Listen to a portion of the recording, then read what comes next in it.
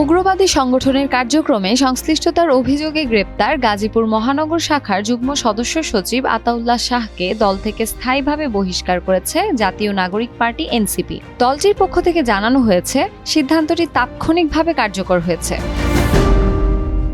মঙ্গলবার রাতে এনসিপির ভেরিফাইড ফেসবুক পেজে প্রকাশিত এক বহিষ্কারাদেশে জানানো হয়, সংগঠনের নীতি ও আদর্শ বিরোধী কর্মকাণ্ডে জড়িত থাকার গুরুতর অভিযোগে আতাউল্লাহ শাহকে গাজীপুর মহানগর আহ্বায়ক কমিটির যুগ্ম সদস্য সচিব পদ, সব সাংগঠনিক দায়িত্ব এবং প্রাথমিক সদস্য পদ থেকে স্থায়ীভাবে বহিষ্কার করা হয়েছে। এদিকে 3 দিনের রিমান্ড শেষে বুধবার তাকে কারাগারে পাঠানো হয়েছে।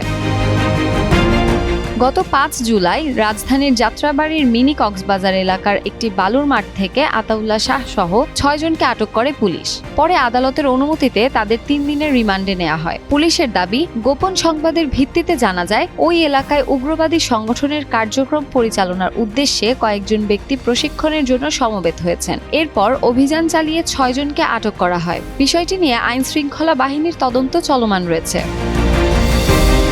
শামসুন নাহার দোলন, টাইমস টুডে।